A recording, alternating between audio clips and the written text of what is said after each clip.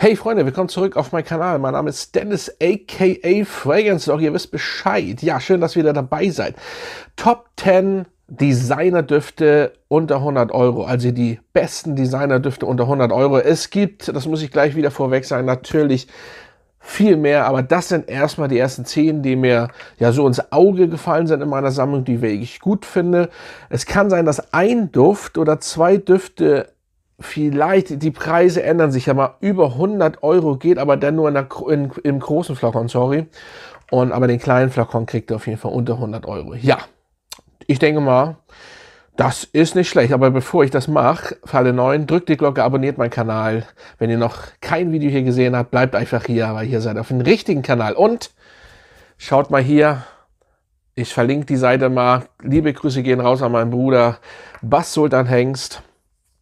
Ich habe das schon mal vorgestellt, aber ab und zu kriege ich Fragen. Ja, bei Amstaff, schaut einfach mal vorbei. Ich werde unten mal verlinken. Und ja, schaut einfach mal vorbei. So, fangen wir dann mal mit dem ersten Duft an, der auf jeden Fall ja schon sehr, sehr nice ist im Designerbereich, vor allem im Sommer über 30 Grad, Versace Eau Fresh.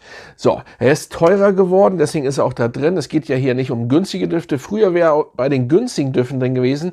Inzwischen, glaube ich, liegt er sogar bei 45 Euro. Das ist ja ganz schön teuer, weil wenn man sich überlegt, dass der auch mal für 29 Euro eine ganze Weile am Start war, aber das ist einfach frische pur, ab 30 Grad, absolut nice. Ja, das ist früher, vor 3 Jahren, glaube ich, ein bisschen falsch rübergekommen. Ich fand den immer schon gut, aber da war was drin, was ich nicht mochte.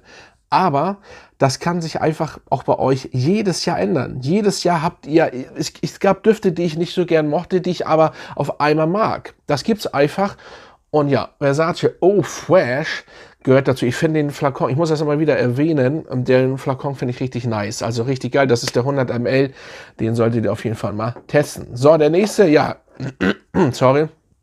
Und das ist der Duft, für den ich bis jetzt immer noch am meisten Komplimente bekommen habe. Ja, Prada Luna Rossa Sport. Ja, was soll ich sagen? Ich kriege einfach von Mann und Frau für diesen Duft Komplimente. Viele sagen, ja, dann kann ich auch Le Male kaufen. Nein, das ist nicht so.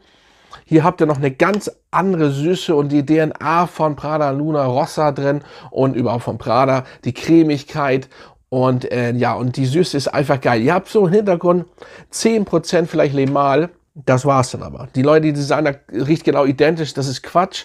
Und ich stelle den schon ein paar Jahren vor. Also jeder, der den gekauft hat, hat danach gesagt, geil, absolut geil. Also Leute, glaubt mir, Prada Luna Rossa Sport vor allem ist für mich der beste aus der Reihe. Gefällt mir wunderbar. Und so, kommt der nächste Prada. Prada L'Homme. So, Prada L'Homme gehört einfach da rein. Preislich bin ich der Meinung, ja, gibt es den unter 100 Euro, sogar in der großen. Wurde jetzt reformiert, das ist die alte Version noch. Ich weiß nicht, alle sagen, oder einige sagen, nicht alle, sorry, einige sagen, der hält genauso lange, einige sagen, der hält weniger, bla bla bla, wir kennen das Thema. Aber hier habt ihr einfach, ja, Saubermann-Duft, Iris, frisch, trocken, richtig geil. Und da fühlt ihr, das ist ein so geiler Büroduft, passt einfach. Richtig nice, immer noch. Und da gibt es auch gar nicht zum Meckern. Auch, ja, ganz, ganz geiler Flakon, muss man schon so behaupten. Und ja, der ist geil. Also, wenn ihr was Sauberes haben wollt, Prada L'Homme.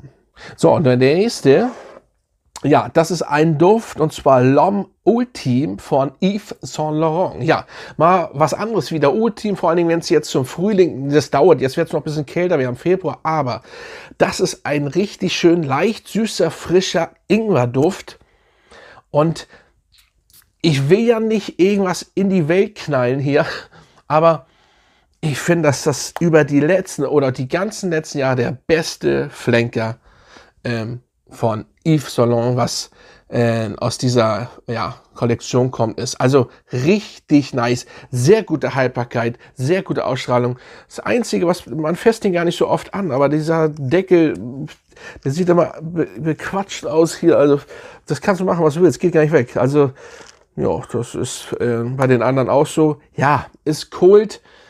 Und ich wollte gerade sagen, vielleicht sollte man das mal wie bei Armani Code ändern, aber eigentlich auch nicht, ne? Aber auf jeden Fall der Duft. Die Ingwer, du riechst den Ingwer raus, nur hier nicht in scharf, sondern in süß. Und das ist schon nice. Na, da liegt die Betonung auf nice. Geil. Also richtig gut. Ultim, wer den noch nicht kennt, sollte ihn testen. So, jetzt kommt Diesel D. Wie Dog, Dennis, wie auch immer. Ich war überrascht bei diesem Duft. Ich war wirklich überrascht. Ich habe gesagt, Diesel, oh ja, okay, aber es ist eine Süße, ja. Viele würden sagen, auch wieder süße Plöre, braucht kein Mensch, bla bla bla. Ja, aber bei anderen Düften kauft er das auch. Flakon ist nicht schlecht, aber ich war überrascht bei diesem Duft. Die Süße, die hier am Start ist, gefällt mir. Es ist eine würzige Frische, dann wieder so ein bisschen zuckerartige Würze. Frische dazu auch. Das gefällt mir. Grundsätzlich frisch, pudrig und geil gemacht. Und die Haltbarkeit ist gar nicht mal so von schlechten Eltern, meine Freunde. Ja, ihr hört es. Und ihr solltet wirklich mal Diesel ausprobieren. Wirklich. Ich war, wie gesagt, auch überrascht. Und ja, cool. Kann ich nur so sagen. So, ja, der nächste ist ein, ich würde schon behaupten, Ladykiller Duft. Ja, wirklich. Weil, also ich wüsste jetzt keine Frau, die den bis jetzt nicht mochte. Und zwar Dolce & Gabbana The One Parfüm, Eau de Parfüm. Also ganz ehrlich, wenn die Haltbarkeit ist nicht gut. Die Haltbarkeit ist einfach nicht gut. Wenn das stimmen würde, hier auch Lavendel, Orange bis und auch Ingwer, aber den Ingwer kriegt man hier nicht raus. Wirklich, das ist ein Meisterwerk im Designerbereich, meiner Meinung nach. Es ist ein Meisterwerk im Designerbereich von Dolce & Gabbana. Das ist wirklich so. Der ist so lecker, wenn die Haltbarkeit von 4, 5 Stunden nur nicht so schlecht wäre. Natürlich, es schreiben auch welche rein, meine Haut ist wirklich gut. Aber hier hält er auch nicht unbedingt. Also bei mir sind so 6 Stunden, aber der Schnitt ist wirklich von, ich müsste mal jetzt, das ist das Zwischending, weil viele sagen, bei mir hält er so und so lang. Also von 4, manche könnte sogar sagen von 3 bis 9 Stunden. So.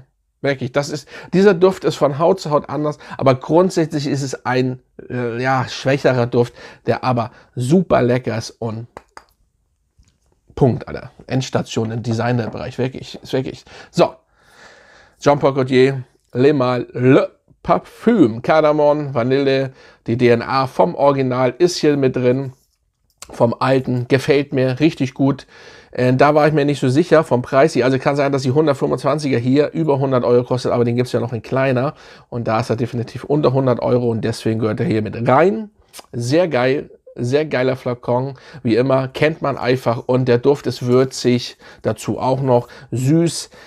Andere Süße als das Original Limal, aber es ist ein Brett, hält auch gute 10 Stunden. Ich hatte ja mal das Ding gestartet, war nicht richtig gestartet. Es gibt 2 Versionen, der wird einmal in Spanien und in Frankreich hergestellt. Also meiner hält sehr lange. Ich habe von Leuten, die aus Spanien den haben, gesagt, hält nicht so lange. Ich habe aber auch schon welche gehört, hält genauso lange. Keine Ahnung, ne? Aber Fakt, was war das? Also 75% sagen, dass die französische länger hält. Sie produzieren in Spanien und in Frankreich. Es kann natürlich sein, aber gut, trotzdem, der Duft ist derselbe und sehr, sehr nice. So, und der nächste kann sein, dass der auch über 100 Euro kostet im großen Flakon, aber den habe ich schon untergesehen, deswegen habe ich mit reingenommen. Allure Homme von Chanel. Wieder ihn. Ich habe ihn wieder. Leute, ich weiß, dass der Sport, der Eau Fraiche, Eau Fraiche, wie heißt er? Allure Homme Sport Eau Extreme, sorry. Auch absolut nice ist, ja, ich weiß das.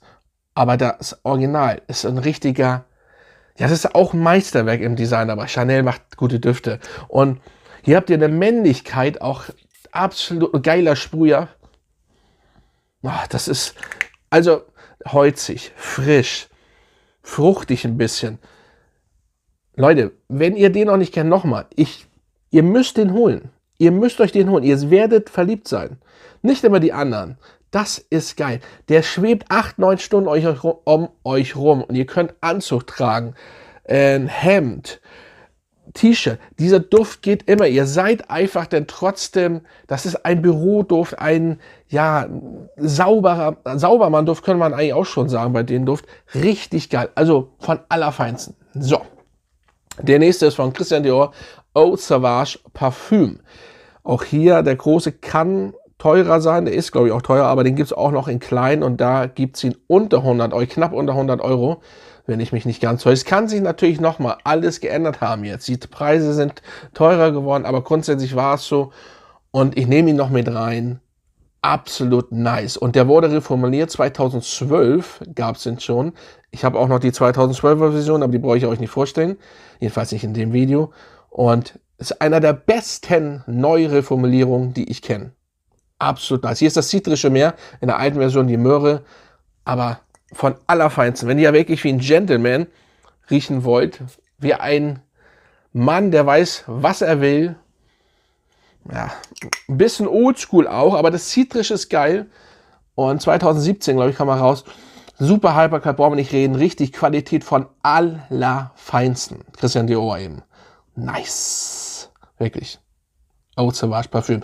Richtig geile Neureformulierung. Also ich war begeistert. Die alte Version ist, vielleicht mache ich den Vergleich mal, aber die alte ist, ich finde sie noch einen Tick irgendwie besser, aber die neue, ist schwer zu sagen. Ich will da gar nicht so viel zu sagen am besten. So, der letzte, Kenzo Power. Ja, ich weiß gar nicht, ob ich den jemals vorgestellt habe. Das ist einfach, ich sage immer Brausepulver zum Sprühen, aber dazu noch auch Ingwer.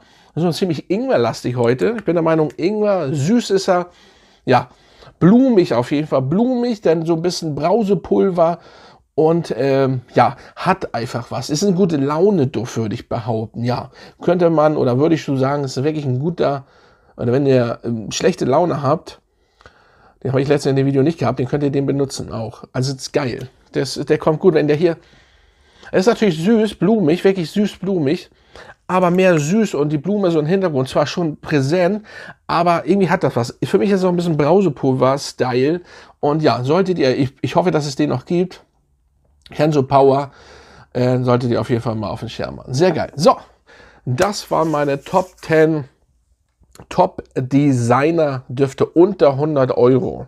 So, oder in dem Fall vielleicht knapp unter die 100 Euro.